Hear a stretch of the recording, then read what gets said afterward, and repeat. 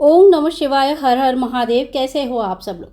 सावन के महीना चल रहा है। सावन के महीने में शिवरात्रि 2 अगस्त के दिन मनाया जा रहा है। तो शिवरात्रि में हमें मंदिर जाना चाहिए। मंदिर में जाके भगवान शिव जी को जल चढ़ाना, दूध चढ़ाना, पंचामृत से स्नान कराना चाहिए और साथ साथ में समस्त शिव परिवार का पूजन करनी चाहिए।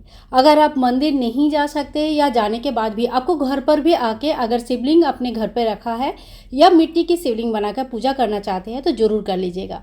यह पूजा आप सुबह भी कर सकते हैं और शाम को प्रदोष काल में भी कर सकते हैं। तो देखिए यहाँ पे मैंने सफ़ेद आसन बिछाया, उसके ऊपर चावल का आसन लगाया और भगवान शिव जी की पूरे शिव परिवार का एक फ़ोटो मेरे पास है तो उनको विराजमान किया। भगवान शिव जी की पूजा में पूरे शिव परिवार का पूजा करने से सभी देवी देवता का आशीर्वाद की प्राप्ति होती है और घर में सभी प्रकार का सुख शांति होती है। इसके बाद आप घी का एक दीपक प्रज्वलित कर लीजिएगा और अगर आपने मिट्टी की शिवलिंग बनाया तो उनकी अभिषेक करें। मिट्टी की शिवलिंग बनाकर अभिषेक करने का विशेष महत्व कहा जाता है शास्त्रों में। और नहीं तो आपके पास जो भी शिवलिंग है आप उनकी अभिषेक करें। भगवान शिव जी सभी रूप में आशीर्वाद देते हैं और खुश होते हैं पूजा से। तो सबसे पहले गंगा जल से स्नान कराएंगे, उसके बाद दूध से स्नान कराएंगे या तो फिर पंचामृत से स्नान करा सकते हैं और फिर जो है ना नॉर्मल शुद्ध जल से स्नान कराएंगे। ये जो जल है आप बेलपत्र के पेड़ में या समी के पेड़ के नीचे डाल सकते हैं। भगवान शिव जी के अच्छे से अंगोपोषण करके चावल का आसन लगा के उनको विराजमान कीजिएगा। आप एक लोटा में थोड़ी सी जल लेंगे, फूलों की मदद से जल की छींटा लगाते हुए समस्त शिव परिवार का पूजन कर लेंगे। तो इस तरह से समस्त शिव परिवार का हमने स्नान करा दिया और इसके बाद अष्टगंधा तिलक करेंगे। अष्टगंधा चंदन घोल लेंगे। अगर आपको त्रिपुंड बनाना आता है तो आप त्रिपुंड बना लीजिए, नहीं तो भगवान शिव जी के ऊपर बहुत अच्छे से चंदन लगाइए। और एक बात का ध्यान रखिए, भगवान शिव जी को हल्दी, रोली, मेहंदी इत्यादि कभी नहीं चढ़ता है, केवल मात्र चंदन और साथ साथ में भस्म चढ़ती है। तो आप भस्म से चंदन से तिलक करें और माता रानी को आप जो है सिंदूर या तो फिर रोली से तिलक करें। इसके बाद देखिए जो भी भगवान का वाहन यहाँ पे मौजूद है, नंदी बाबा है, साथ में सिंह है और सभी भगवान को हम तिलक करेंगे। फिर भगवान शिव जी को हम वस्त्र स्वरूप कलावा चढ़ाएंगे। समस्त शिव परिवार के लिए आप अगर जनेऊ लाए हैं तो जनेऊ चढ़ा दीजिए और गणेश जी के लिए पीला जनेऊ अगर लाए हैं तो पीला जनेऊ चढ़ाइए। इसके बाद सभी भगवान का नाम स्मरण करते हुए हम यहाँ पे कलावा चढ़ा देंगे वस्त्र स्वरूप।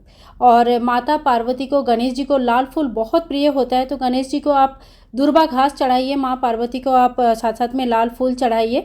भगवान शिव जी को सफ़ेद फूल अगर मिल जाता है तो सफ़ेद फूल चढ़ाइएगा।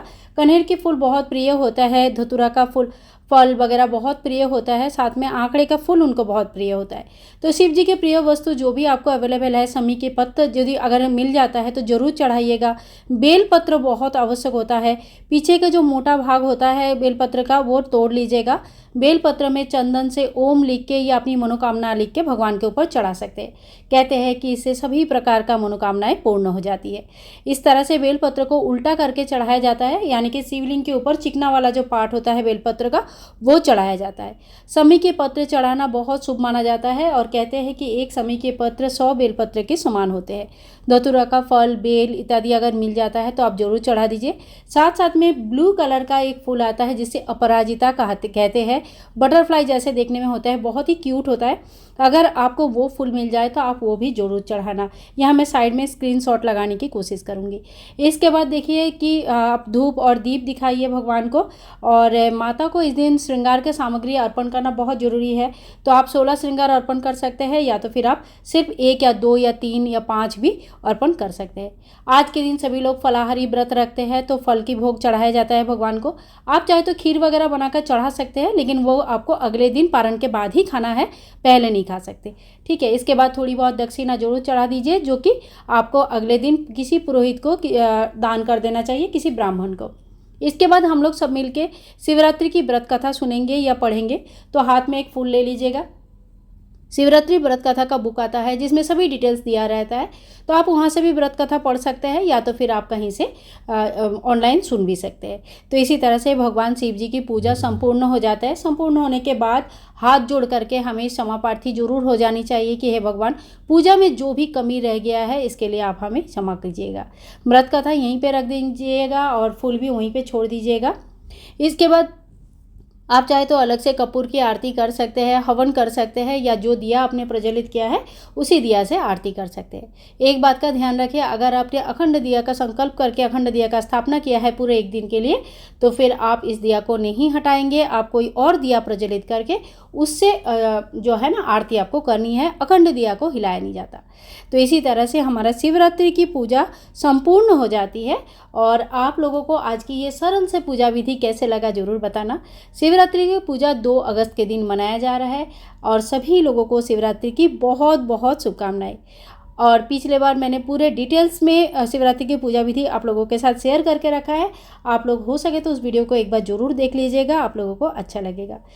शिवरात्रि के अगले दिन आपको पारण करना चाहिए। पारण का समय भी मैं यहाँ पे स्क्रीन पे डिस्प्ले कर दे रही हूँ, आप लोग देख लेना। भगवान शिव जी की पूजा करने के बाद ही चौकी उठाइएगा। और पारण के समय कुछ दान सामग्री जरूर आप लोग निकाल लीजिए, जो किसी भी ज़रूरतमंद व्यक्ति को या किसी ब्राह्मण को या किसी मंदिर में आप दान कर सकते हैं। पारण के समय पारण करना बहुत आवश्यक है और आप जो भी भोग प्रसाद है वो खाकर पारण कर सकते हैं। चलो आज के लिए इतना ही, बाय बाय।